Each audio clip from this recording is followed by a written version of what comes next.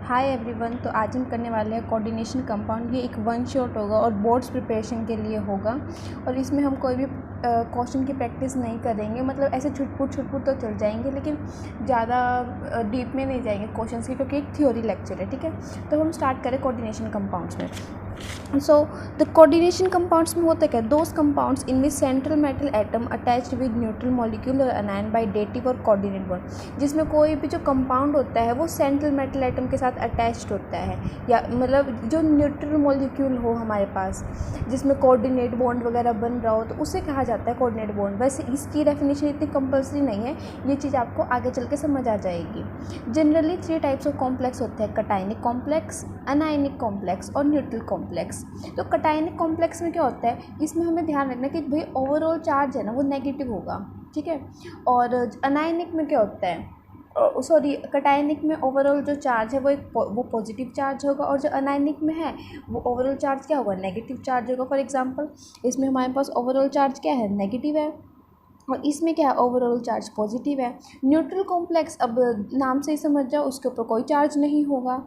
देखो जैसे कि इसमें है। इसके बाद आता है हमारे पास डबल सॉल्ट। डबल सॉल्ट में क्या होता है, ये वो मॉलिक्यूलर कंपाउंड्स होते हैं जो फॉर्म किए जाते हैं कैसे, addition of 2 stable compounds when they dissolve in water और other solvent they lose their identity.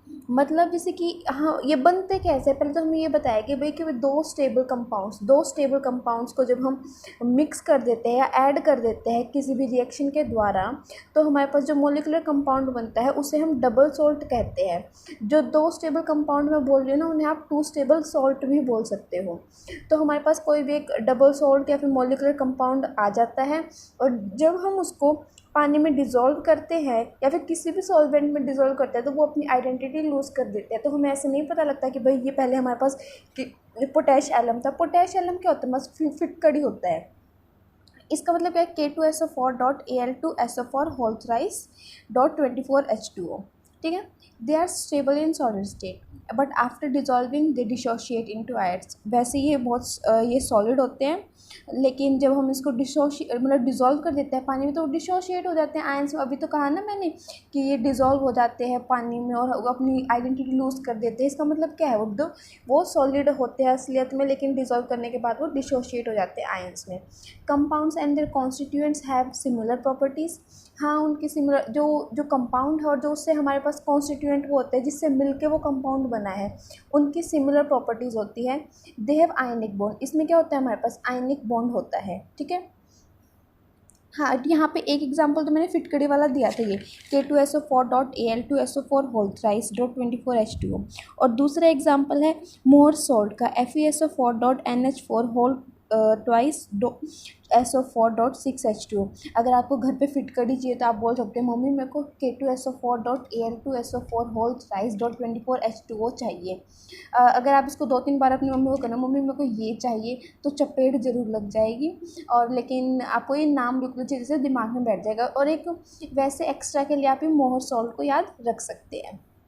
ये इसमें ये दिखाया गया कि अगर हम इसको पानी में डाल देंगे तो हमारे पास ये ऐसे आयंस में ये टूट जाता है। ये देखो आयंस है हमारे पास, Fe2+ एक्वस में डाल दिया, NH4+ मिल गया, SO4 2 नेगेटिव मिल गया, ये ऐसे टूट गया है। देखो हर एक चीज़ इसमें है ना, इसका मतलब ये इसमें जाके ऐसे टूटा है ये। ठीक है, तो इसमें तो मेरे ख्याल से कोई प्रॉब्लम नहीं है। सबसे पहले हमने कोऑर्डिनेशन कंपाउंड्स की डेफिनेशन देखी थी, इसके बाद 3 टाइप्स के थे, और इसके बाद हमने डबल सॉल्ट देखा है। एक होता है डबल सॉल्ट और एक आ जाता है हमारे पास कोऑर्डिनेशन कंपाउंड। कोऑर्डिनेशन कंपाउंड होता क्या है मेरे पास, ये वो कंपाउंड्स होते हैं which maintain their identity and are stable as well as aqueous solution. जो अपनी आइडेंटिटी है ना वो हमेशा मेंटेन रखते हो, जो ये होते हैं ना स्टेबल होते हैं। अब जैसे कि अगर हम इसको पानी में डिज़ोल्व करते हैं तो ये अपनी आइडेंटिटी को लूज़ नहीं करते, हमें पता लग जाता है हाँ भाई ये वो था। Compounds and they constituents will completely differ when they dissociate. जो कंपाउंड्स और जो कंस्टिट्यूएंट्स है, मतलब डिसोशिएट करने के बाद जो प्रोडक्ट बना, उनकी जो ये है हमारे पास प्रॉपर्टीज़ है वो डिफ़र करेगी। फॉर एग्जांपल अब हम इस एग्जांपल में देख सकते हैं, जैसे कि यहाँ पे कोई भी कंपाउंड दिया था, जब हमने इसको तोड़ा तो वो इसमें टूटा है, ना कि देखो ये फर्दर भी नहीं टूटा, ये भी फर्दर नहीं टूटा कि भाई क्लोरीन अलग चलाओगे और निकल अलग चलाओगे, नहीं। और फिर हमने इसे पता लगाया कि भाई जो ये कंपाउंड है और जो ये कॉन्स्टिट्यूएंट्स आए हैं, कॉन्स्टिट्यूएंट्स ये वो होते हैं जो जिससे मिल के कंपाउंड बना हुआ होता है। और इस केस में कोऑर्डिनेशन कंपाउंड्स के केस में इन दोनों की प्रॉपर्टीज़ डिफर कर रही हैं। दे हैव डेटिव बॉन्ड क्या होता है? कोऑर्डिनेट बॉन्ड, कोवेलेंट बॉन्ड आप जिसे बोलते थे, ठीक है, जो कार्बन और हाइड्रोजन के बीच में कहते थे आप 10th में, जिसमें यही पढ़ा है आपने, कार्बन हाइड्रोजन। इसके बाद आता है हमारे पास some important terms use in coordination. अब आगे जैसे कि चैप्टर में जाके कुछ इंपॉर्टेंट टर्म्स यूज होगी, बार बार नाम देखने को मिलेगा आपको, लिगेंड्स, इसके टाइप्स होंगे कुछ, मतलब ये होते क्या है एक्चुअली, आपने इसको डेफिनेशन में भी देखा था, ठीक है, और मतलब पहले भी कहीं सुना हो, लेकिन नहीं सुना तो अब सुन लो। अब इस चैप्टर में तो लिगेंड ही लिगेंड सुनोगे, क्योंकि आप अब लिगेंड्स में है क्या हमारे पास? एन एटम और molecular ion which is capable of donating और a pair of electron to the central metal atom and form coordinate bond to it. इसमें जो एटम होता है हमारे पास या फिर कोई मोलिक्यूल आयन, वो उसके पास कैपेबिलिटी होनी चाहिए कि भाई वो डोनेट कर सके अ पेयर ऑफ इलेक्ट्रॉन को सेंट्रल मेटल एटम के पास, और जो वो है कोऑर्डिनेट बॉन्ड बना सके, ठीक है। मुझे लग रहा है कि पहले मैं इंग्लिश में बोल रही हूँ फिर मैं हिंदी में बोल रही हूँ, तो ये ज़रा टाइम कंज्यूम कर रहा है आप लोगों का, तो मैं एक काम करती हूँ, मैं अब सीधा हिंदी में ही स्टार्ट कर देती हूँ बोला, मतलब इंग्लिश में थोड़ा कम ही इग्नोर ही करने की कोशिश करूँगी, लेकिन ऐसे नहीं बिल्कुल नहीं पढ़ूँगी, ठीक है। लिगेंड्स था हमारे पास कोई भी एटम, मॉलिक्यूल या फिर आयन जिनके पास कैपेबिलिटी होती है कि भाई वो इलेक्ट्रॉन को डोनेट कर सके, मतलब जिसके पास, उनके पास इलेक्ट्रॉन की बेसिकली क्या होती हैं, हाँ ज़्यादा होते हैं, तो वो डोनेट कर सकते हैं पेयर ऑफ इलेक्ट्रॉन्स को। तो किसके, अब वो डोनेट किसको करेंगे भाई? जिसको ज़रूरत होगी। ज़रूरत किसको होती है? जो मतलब हमेशा एक वाला केस नहीं है, लिगेंड वाला केस है ये, कि भाई लिगेंड तो ये होंगे, वो सेंट्रल मेटल एटम को डोनेट करते हैं अपने इलेक्ट्रॉन्स, या फिर लोन पे डोनेट करते हैं। तो और जो ये कंपाउंड बना, मतलब ये और इनके बीच में होता क्या है? Form coordinate bond to it. Coordinate bond लिखा है ना यहाँ पे, कोऑर्डिनेट बॉन्ड वही है, कोवेलेंट बॉन्ड, डेटिव बॉन्ड जिसे आप बोलते हैं। टाइप्स ऑफ लिगेंड में आ जाता है हमारे पास 3 तरह के आते हैं। पहला आता है हमारे पास यूनिडेंटेड या फिर मोनोडेंटेड लिगेंड भी बोला जाता है। इसमें क्या होता है, जिसके पास एक ही आइटम ऐसा होता है उसमें पूरे कंपाउंड में, जिसके पास कैपेसिटी होती है लोन पेयर को डोनेट करने की, या फिर आप कह सकते हो इलेक्ट्रॉन को डोनेट करने की। फॉर एग्जांपल H2 में क्या है, 2 लोन पेयर हैं, तो ऑक्सीजन डोनेट कर रहा है। ऑक्सीजन मतलब इसके पास एक ही एटम है जिसके पास टेंडेंसी इलेक्ट्रॉन को डोनेट करने की। सिमिलरली NH3 में सिर्फ नाइट्रोजन के पास कैपेसिटी है। क्लोरीन में सिर्फ क्लोरीन के, मतलब ये तो आयन ही है, इसके पास सिर्फ इसमें होगी, जैसे कि H लगा दो इसमें, तो आपके पास क्लोरीन के पास होगी ना कैपेबिलिटी। साइनाइड है, आयन है जिसमें, यहाँ पे अगर आपके पास K हो जाए तो सिर्फ कार्बन के पास है आपके पास ये क्या बोलते हैं, लोन पेयर। इसके बाद आता है डाइडेंटेड। इसमें क्या होगा, जो दो डोनर एटम होंगे। इसमें डोनर एटम मतलब क्या, जिसमें जो डोनेट कर रहे हैं पेयर ऑफ इलेक्ट्रॉन को, ठीक है। अगर आपको मेरी आवाज़ कम आ रही है तो आप हेडफोन्स वगैरह लगा के सुने, ठीक है। डाइडेंटेड लिगेंड्स और बाइडेंटेड लिगेंड्स एक ही बात है, इसमें 2 डोनर एटम्स होते हैं।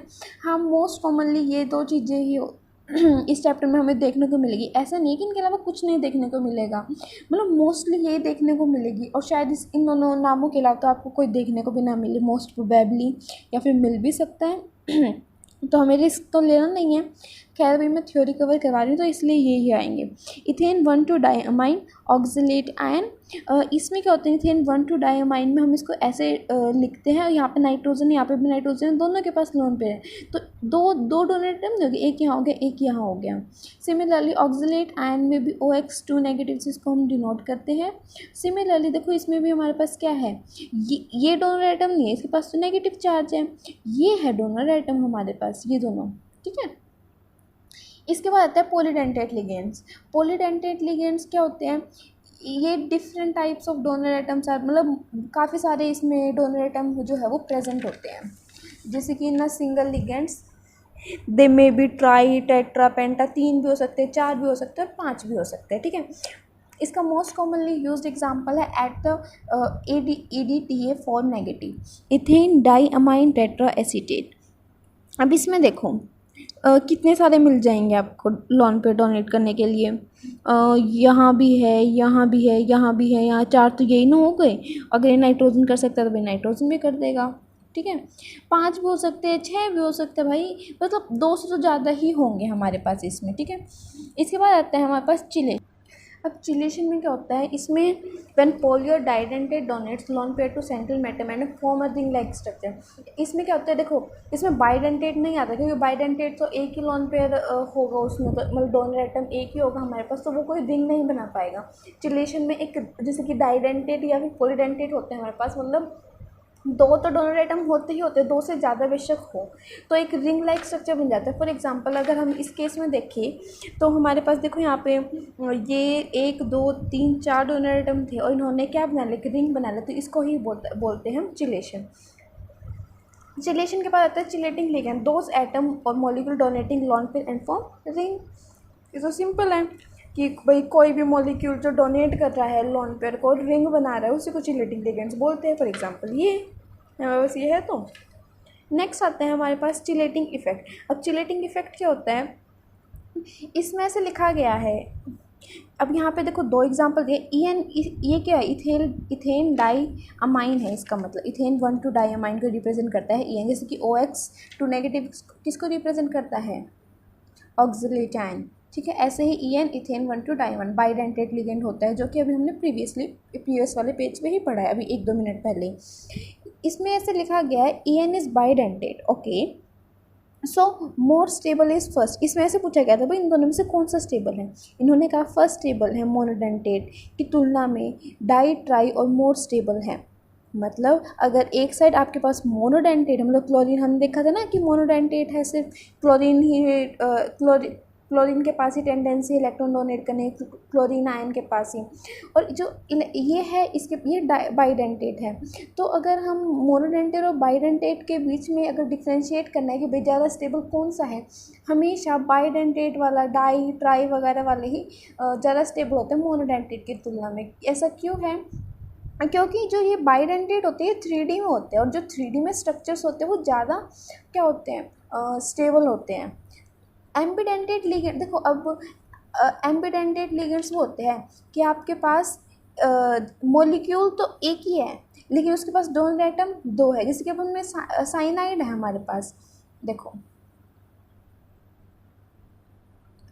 साइनाइड है, अब इसमें कार्बन ने अगर लोन पेयर डोनेट किया तो साइनाइड, अगर नाइट्रोजन भी कर सकते हैं, नाइट्रोजन के पास भी तो लोन पेयर है ना, तो वो क्या होगा, आइसोसाइनाइड।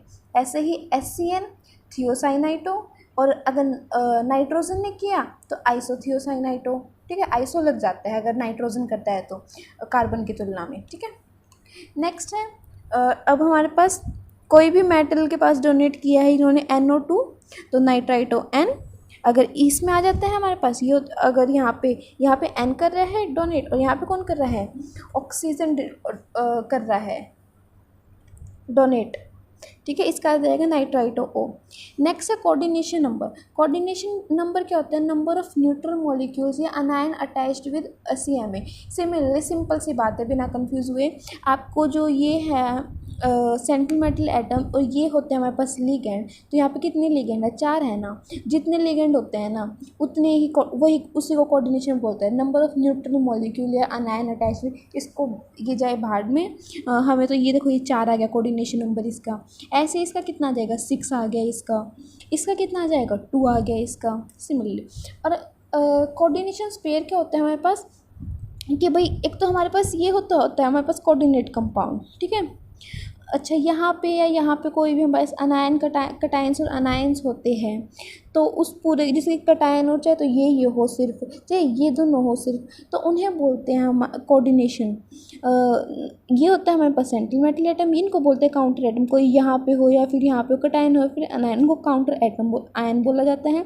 इनका यूज़ क्या होता है, ये न्यूट्रलाइज कर देते हैं चार्ज ऑन स्क्वायर ब्रैकेट। जैसे कि अब हमने इस केस में देखा था, यहाँ पे क्या था कि यहाँ पे देखो चार्ज है हमारे पास, अगर हम यहाँ पे लगा देंगे कोई भी काउंटर आयन, तो जैसे कि K2 लगा दें, मतलब मैं नहीं जानती कि वो सही है नहीं लगाना, यहाँ पे उसमें वैलेंसी वगैरह का हिसाब देखा जाता है, तो मैंने यहाँ पे बाई चांस K2 लगा दिया तो ये इसको न्यूट्रलाइज कर देगा। मेरा कहने का मतलब तो ये है, जैसे कि अब यहाँ पे कोई भी चार्ज आता है लेकिन K4 ने उसको न्यूट्रलाइज कर दिया कि भाई वहाँ चार्ज ना आके ये एक पूरा एक कंपाउंड बन जाएगा। जैसे कि आप समझ ही गए हो, overall complex compound is coordination sphere, इस पूरे चीज़ को यहाँ पे कोऑर्डिनेशन स्पेयर बोला गया है। होमोलैटिक होमोलिटिक कॉम्प्लेक्स क्या होते हैं? होमो मतलब क्या होता है? Same, in which metal is bounded to only one kind, एक ही तरह का डोनर एटम हो हमारे पास, जैसे कि निकल के साथ 6 लिगेंड अटैच्ड है और 6 के 6 क्या है? NH3 वाले ही हैं। अगर हमारे पास डिफर कर जाते तो हमारे पास वो हेट्रोलेप्टिक हो जाता। अब नेक्स्ट वही है हेट्रोलेप्टिक कॉम्प्लेक्स, व्हेन अलग अलग टाइप के जो एटम है अटैच किए जाते हैं सेंट्रल मेटल एटम के साथ। फॉर एग्जांपल इसमें जैसे कि अब यहाँ पे कोबाल्ट के साथ 6 होने थे।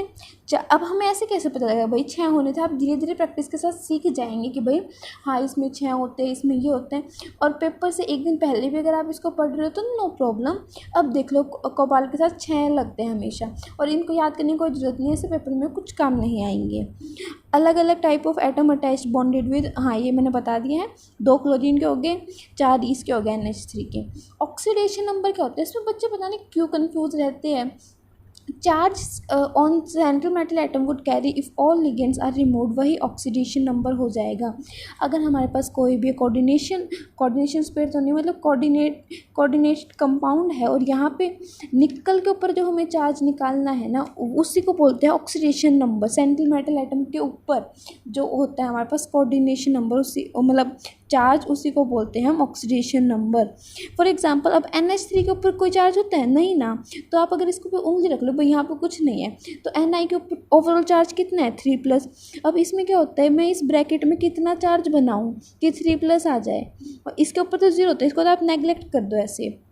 तो अब कितना है? Ni के ऊपर 3+ आया ना, तो आंसर आ गया +3 ऑक्सीडेशन नंबर। अब जो ऑक्सीडेशन नंबर है वो निकालना बहुत इंपॉर्टेंट है, क्योंकि ये आपको IUPAC में भी, जिसकी हम पढ़ने वाले हैं ना, rules for naming of coordination number, तो इसमें बहुत काम आएगा। अब हम देख लेते हैं charge of a complex ion. Charge on central metal atom plus charge of ligands, मतलब सेंट्रल मेटल एटम के ऊपर चार्ज क्या है और लिगेंड्स के ऊपर चार्ज क्या है, उसी को बोलते हैं charge of a complex ion. It is not much important, इसका जहाँ यूज़ आएगा मैं आपको बता दूँगी। Rule for naming of coordination number. अब हम कोऑर्डिनेशन जो भी कंपाउंड्स हमें दिए हुए थे पहले, भाई हम कुछ लिखे थे FeCN6 K2 उसके पहले लगाया था हमने। तो एक्चुअली ये रूल्स है क्या, मतलब इसका नाम हमारे पास ऐसे कैसे बना देंगे हम इसका नाम, तो अभी मैं वो बताने वाली हूँ। पहला रूल आता है आपके पास, भाई कटायन का नाम पहले फिर अनायन का लिखते हैं, हमेशा ये रूल्स तो होगा ही। पहले कटायन का नाम आता है फिर अनायन का नाम आता है।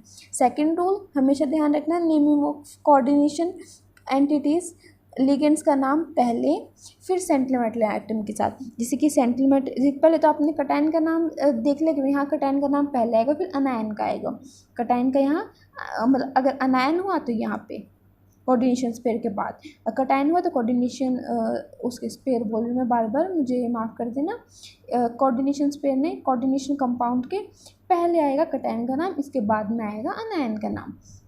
अच्छा, अब इसका मतलब क्या है, यहाँ पे सबसे पहले तो नाम आता है सेंट्रल मेटल एटम के साथ का, उसके बाद आता है लिगेंड्स का नाम। लिगेंड्स का नाम पहले फिर सेंट्रल मेटल एटम का नाम पहले फिर सेंट्रल मेटल एटम, मतलब हमें लिखना पहले लिगेंड का नाम है शुरू, फिर उसके बाद हम सेंट्रल मेटल, मतलब मैं आपको सिखा दूँगी भी, नो प्रॉब्लम। इसके बाद ये कुछ नेम ऑफ लिगेंड्स हैं, ये आपको देखने पड़ेंगे। नेगेटिव वालों में क्या होगा कि भाई लास्ट में ओ लगा देंगे, आप देखो कितने आसान है, फ्लोराइडो, क्लोराइडो, सल्फेटो, हाइड्रोक्सो। ये तो कोई ऐसा बच्चा होगा नहीं जिसको नहीं पता होगा। अगर आपको नहीं पता है तो बुरा मानने वाली कोई बात नहीं है, अगर कल ही पेपर है तो भी कोई प्रॉब्लम नहीं। अभी थोड़ा मोटा मोटा देख लो, जो एग्जाम्पल्स करवा रहे हैं उनको ढंग से देख लेना कि भाई हाँ ये वाले एग्जाम्पल्स तो करने ही है। ये भी आपको पता होगा एसीटेट बोलते हो आप इसको, मैंने कहा है नेगेटिव वालों में लास्ट में ओ लगाना है, तो ओ लगाओ, एसीटेटो। अब इसमें आएगा थियोसाइनाइटो, नाइट्राइडो, फोस्फाइडो, अजाइडो, हाइड्राइडो, क्लोरेटो, थियोसल्फेटो, ब्रोमाइडो, नाइट्राइटो ओ, ऑक्सिलेटो, सॉरी, साइनो, परोक्सो, ऑक्सो, आइसोथियोसाइनाइटो, कार्बोनेटो, नाइट्रेटो, अमाइडो, इमिडो।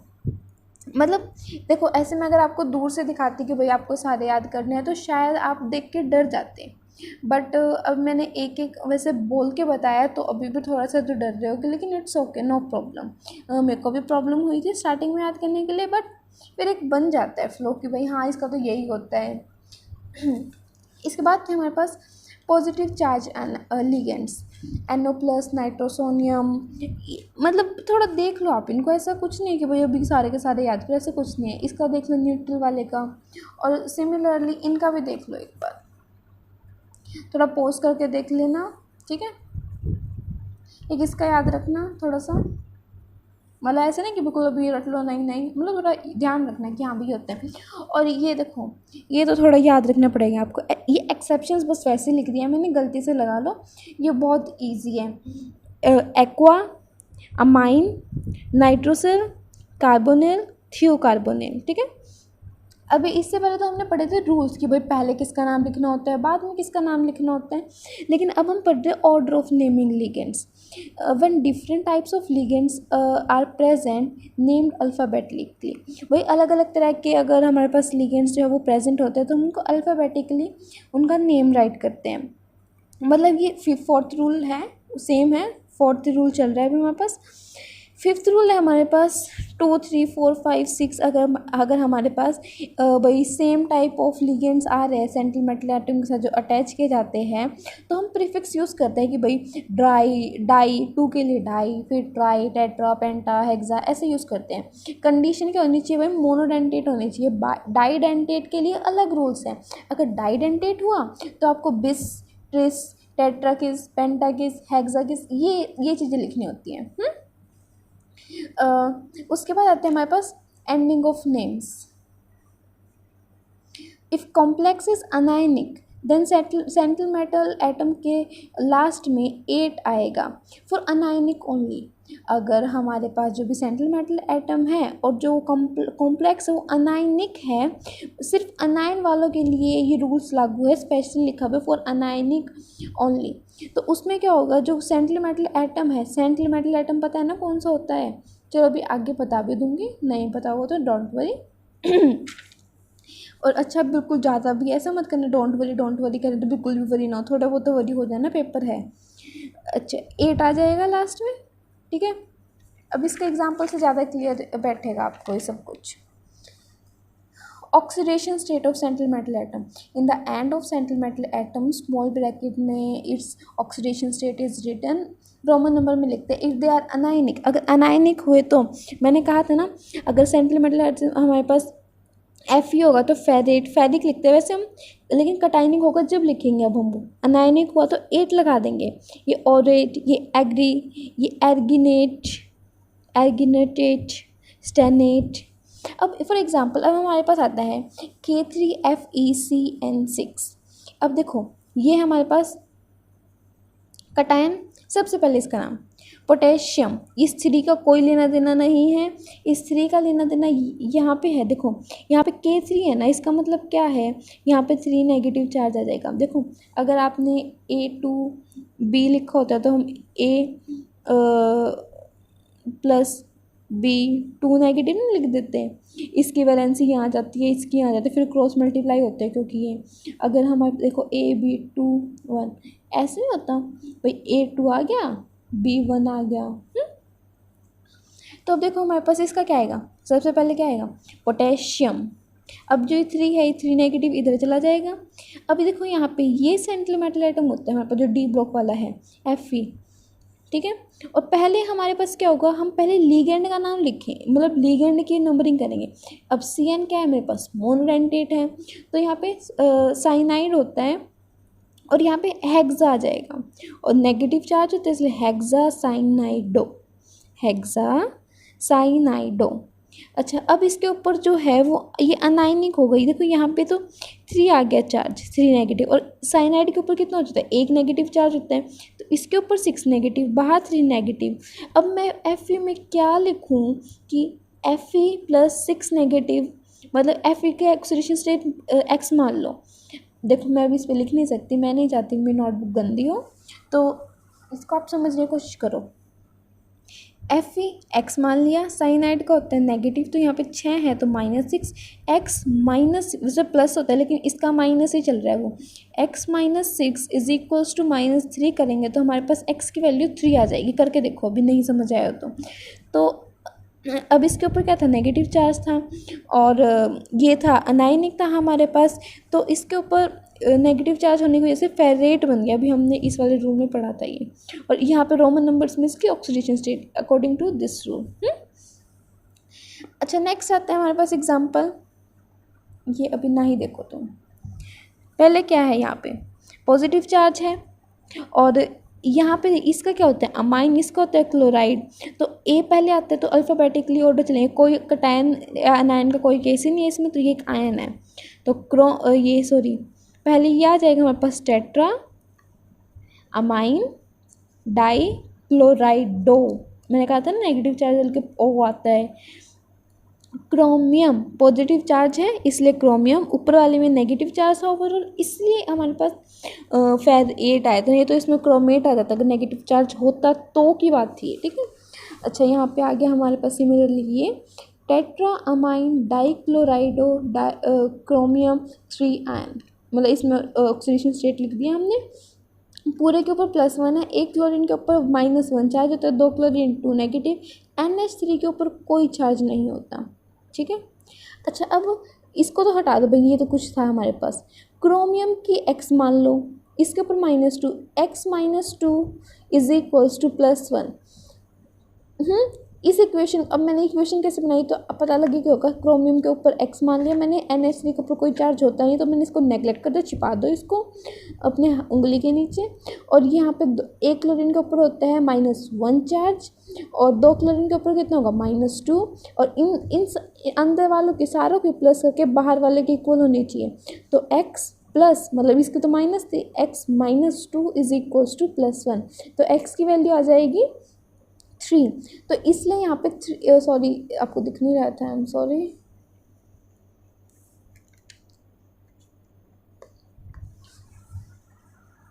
अब दिख रहा है। तो यहाँ पे आ गया हमारे पास 3 आयन। अच्छा यहाँ पे है अब सिमिलरली ये था, तो अब यहाँ पे क्या आएगा, ये ब्रोमाइड होता है, ये इथाइलिन होता है E और B, पहले तो इसको लिखेंगे हम डाई ब्रोमाइडो। अब ये हमारे पास क्या है डाइडेंटेट, मतलब बाइडेंटेट या डाइडेंटेट कुछ बोलोगे वो है, तो बिस, अब इसका नाम क्या था इथाइलिन 1,2 डाई अमाइन, वो लिखेंगे ब्रैकेट में लिखेंगे, देखो इसको कैसे, ये हमने रूल पढ़ा था अभी पीछे याद हो तो, मैंने वहाँ पे समझाने का जोर इसलिए नहीं दिया था जस्ट बिकॉज फिर वहाँ पे मैं रूल बोलती रहती हूँ और समझ तो कुछ भी नहीं आता आपको, तो सिमिलरली डाइब्रोमाइडो बिस इथाइलिन डाई अमाइन, यहाँ तक क्लियर। ये ऐसे लगा लो ये ब्रैकेट में था तो ये ब्रैकेट में, ऐसा मत सोचना क्योंकि क्वेश्चन में वो ब्रैकेट में दे या ना दे, यहाँ पे तो ये भी ब्रैकेट में दिया तो यहाँ पे भी आप ऐसे लिख दोगे, नहीं है, इट इज़ नॉट सो। अच्छा जी, तो इसके बाद हमारा आता है थर्ड। अच्छा यहाँ पे प्लस, हमने यहाँ पे प्लस चार्ज था इसलिए यहाँ पे कोबाल्ट आ गया। अच्छा EN के ऊपर कितना चार्ज होता है, कोई चार्ज नहीं होता इसलिए कुछ छिपा लो, एक ब्रोमीन के ऊपर 1 नेगेटिव, 2 ब्रोमीन के ऊपर 2 नेगेटिव, इसको x-2 इज इक्वल्स टू किसके होना चाहिए +1, इक्वेशन को सॉल्व करेंगे, x की वैल्यू 3 तो यहाँ पे 3 आ गया। यहाँ पे हम सेंट्रल मेटल एटम की जो ऑक्सीडेशन स्टेट होती है, ऑक्सीडेशन नंबर होता है, हम उसको रोमन नंबर्स में लिखते हैं। थर्ड एग्जाम्पल में हमारे पास ये है, देखो अब ये तो हमारे पास बाद में आएगा, अनायन है कटायन नहीं है। अब यहाँ पे EN डाइडेंटेट है तो 3 है तो ट्रिस, देखो बिस ट्रिस टेट्रा किसी वही वाले चीज़ें आ रखी है यहाँ पे, तो ट्रिस, अब ये डाइडेंटेट है तो इसको आप ब्रैकेट में लिखो, ये लिख दिया आपने इथाइलिन 1,2 डाइअमाइन, इथाइलिन डाइअमाइन भी ठीक है। अच्छा जी, अब यहाँ पे आ जाएगा क्रोमियम, क्रोमेट इसलिए नहीं आएगा क्योंकि Cl3 नेगेटिव आ जाएगा, ये 3 पॉजिटिव आ जाएगा। ये समझ आ रहा है ना कैसे आएगा पॉजिटिव, नहीं तो मैं आपको एक बार बता भी सकती हूँ, एज मेरे को तो कोई प्रॉब्लम नहीं होगी ना बताने में, आप लोगों को बताना है क्या फिर? चलो बता देती हूँ, कभी किसी को डाउट ना रह जाए कि ये वाली चीज़ हमारी सॉल्व नहीं हुई है। ओके, देखो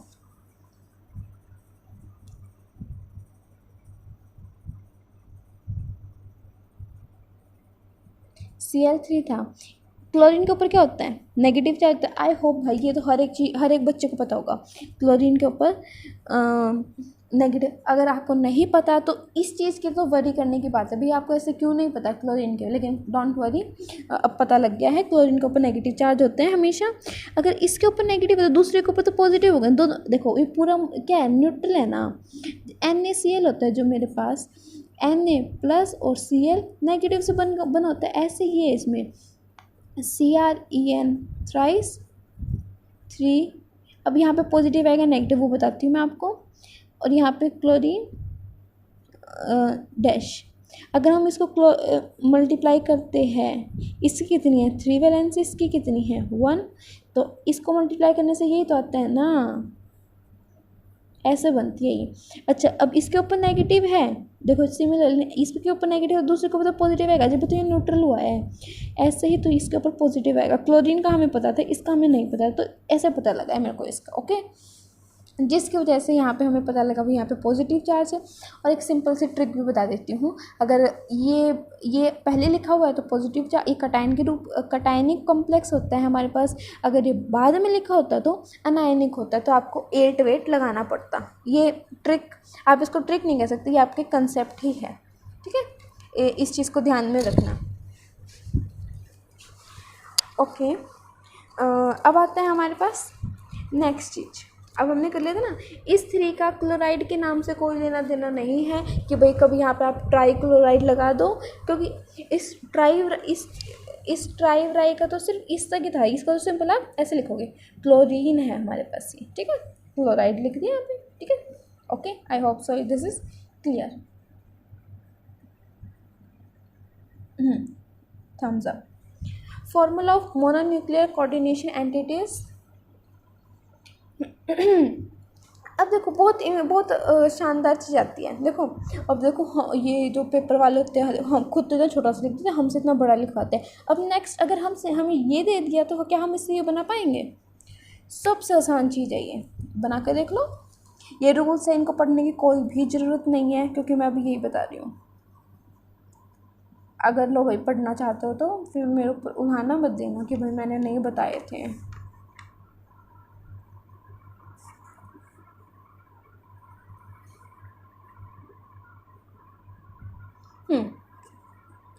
आता है अब हमारे पास, ये था पेंटामाइन, मतलब NH3 5 होगा ऑब्वियसली। नाइट्राइटो ONO होता है, ये भी हमने देखो वहाँ पढ़ा भी था, याद करो इसको तो। अच्छा, और कोबाल्ट है, कोबाल्ट के ऊपर इसका मतलब कोबाल्ट यहाँ आएगा। और क्लोराइड आपने लिख लिया। अब इस 3 का क्या मतलब है वो बहुत देखने वाली बात है। सॉरी पेजेस उठ रहे, मैं इसका कुछ करती हूँ, वेट अ मोमेंट प्लीज़। मैं वीडियो को पॉज नहीं कर सकती फिर, क्योंकि एडिट करनी पड़ेगी, नहीं तो अभी तो मैं इसको बिना कट वगैरह के डाल दूँगी ना, क्योंकि एडिट का मेरे पास टाइम नहीं है। पेंटामाइन NH3 5 COONO, यहाँ पे Cl2 आ गया। कोबाल्ट के ऊपर 3 चार्ज है, इसका मतलब 3 पॉजिटिव। यहाँ NH3 के ऊपर कोई होता नहीं, ONO के ऊपर हमारे पास होता है हमारे पास नेगेटिव चार्ज। यहाँ पे था 3, यहाँ पे था 1, 3 में से 1 गया 2, तो ऊपर कितना आ गया, यहाँ पे -1 होता है NO2 के ऊपर, ONO के ऊपर। CO के ऊपर था +3। आप इसको प्लस में ही लेके चलोगे हमेशा, ऑक्सीडेशन नंबर को, सेंटीमीटर लेवल को, नेगेटिव में नहीं होगा वो। हाँ, तो यहाँ पे आ गया -1, यहाँ पे था 3 प्लस, यहाँ पे इसका 0 होता है, 3 + 0 प्लस मतलब -1 इज इक्वल्स टू कितना आएगा, 2 आया, तो 2 यहाँ पे आएगा। क्रॉस मल्टीप्लाई करके जो अभी मैंने आपको बताया था वो वाला मेथड, मतलब ये NaCl वाला ही ना, ये कैसे क्रॉस मल्टीप्लाई करते हैं ऐसे ही। तो यहाँ पे Cl2 आ गया नीचे की साइड। सिमिलरली पोटेशियम टेट्रासाइनाइडो निकलेट 2, इसमें कोई डाउट नहीं होगा। इसमें पोटेशियम पहले लिखा गया है तो अभी पहले लिख दो, बाद में लिखा होता तो हम भी बाद में लिखते, लेकिन पोटेशियम का टाइम है इसलिए पहले लिखा गया। इसके बाद आते हैं बहुत बोरिंग तो नहीं है, बहुत इजी टॉपिक है। अच्छा भाई, इसके तो पेपर में बहुत सारे सवाल होने चाहिए, फिर तो तुम्हारा बहुत सारे नंबर आ जाएंगे, जो कि तुम्हारे नहीं मतलब हमारे। आइसोमेरिज्म सेम मॉलिक्यूलर फार्मूला होता है इसमें। आइसोमर्स का तो किसको नहीं पता यार, सेम मॉलिक्यूलर फार्मूला होना चाहिए। एक स्ट्रक्चरल आइसोमेरिज्म होता है, एक स्पेस या मतलब जियोग्राफिकल आइसोमेरिज्म होता है। अब हम तो भाई स्ट्रक्चर पढ़ेंगे, मेरे को कोई इंटरेस्ट नहीं है जियोमेट्रिकल आइसोमर्स पढ़ने में, और हमारे सिलेबस में भी यही है इस चैप्टर में, आई थिंक सो। नहीं, और पेज पलट के पता लगेगा। स्ट्रक्चरल आइसोमेरिज्म क्या होता है? Those compounds having same molecular formula but different structure. वो कंपाउंड्स जिनका सेम मॉलिक्यूलर फार्मूला होता है लेकिन different. Those compounds having same molecular formula but different structure. Okay यार, किसको नहीं पता, आइसोमर्स होते ही है कि भाई सेम मॉलिक्यूलर फार्मूला हो लेकिन स्ट्रक्चर अगर डिफरेंट हो। स्ट्रक्चर के नाम से पता लग रहा है कि भाई स्ट्रक्चर्स अलग अलग होंगे। 4 तरह के होते हैं, आयनाइजेशन, लिंकेज, सॉल्वेट मतलब हाइड्रेट, और कोऑर्डिनेट। हमें नाम से क्या लेना, हम तो सीधा क्वेश्चंस करेंगे। आयनाइजेशन आइसोमर्स में क्या होता है? Give different ions in solution. कोई एक, जैसे कि आपको ये दे दिया कोऑर्डिनेट आइसोमर, भाई ये है हमारे पास कोई भी कंपाउंड, कोऑर्डिनेट कंपाउंड ये दे दिया। इसका ही हमने ये बना दिया कि भाई OH2 को दे लिया, SO4 को अंदर भेज दिया। देखो कोई भी चीज़ चेंज हुई हो तो वो बताओ। देखो कि भाई इसमें OH था इस पूरे में, भाई इसमें भी OH है, मैंने कोई OH बढ़ा दिया कोई घटा दिया, वो चीज़ बताओ। नहीं है ना, तो यही होता है आइसोमर्स में। सिमिलरली इसमें था, इन दोनों को चेंज कर दो, कर दिया।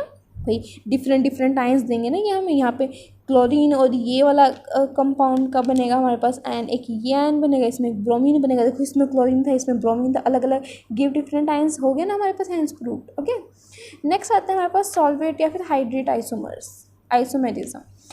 डिफरेंस ऑफ वाटर मॉलिक्यूल्स क्या?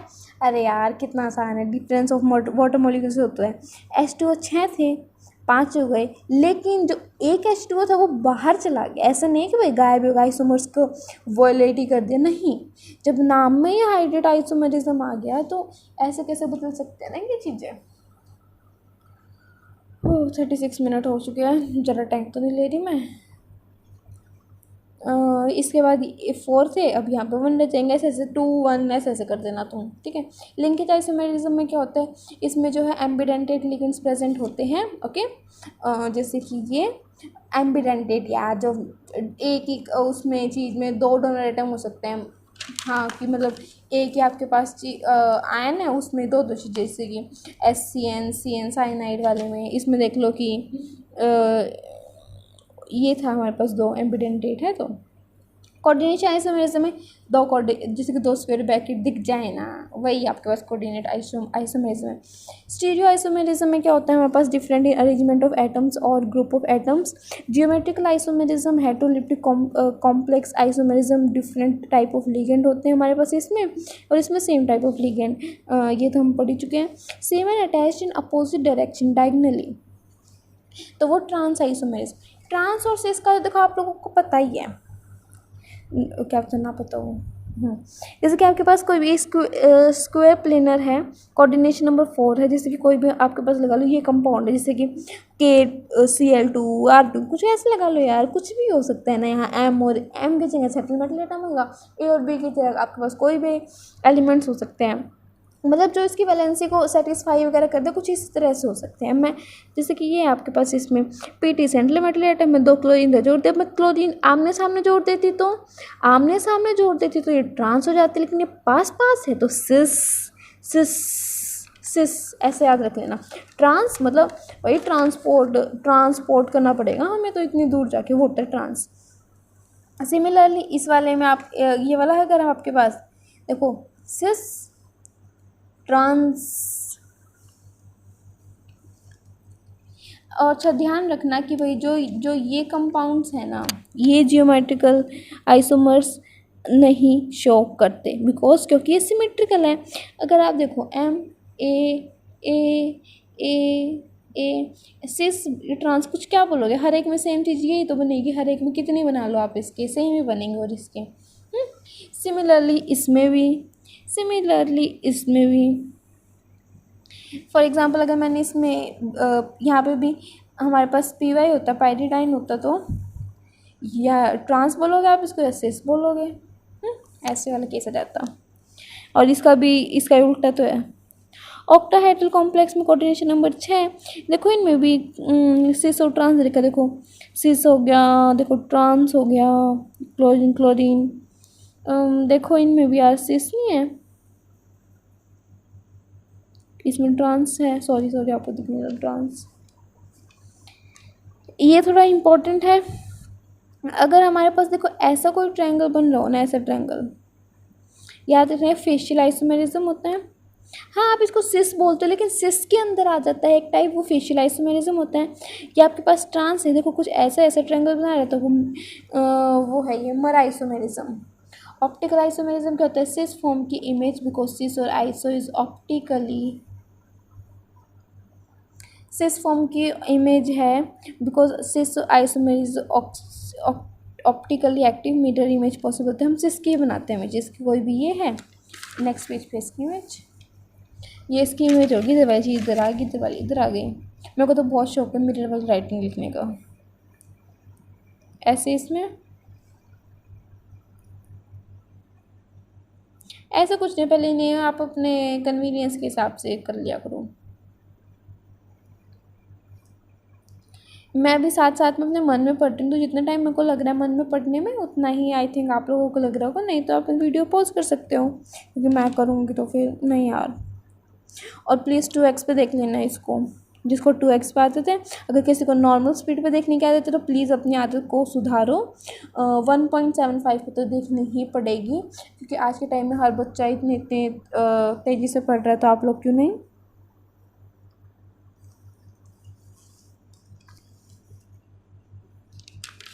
कितना रहता है अभी चैप्टर, इसको आई थिंक मैं अलग वीडियो में कवर कर दूँ, तो फिर आप लोगों के मन में कुछ नहीं रहना चाहिए यार। चलो मैं देखती हूँ। आज की वीडियो के लिए बस इतने, टाटा बाय बाय सी यू।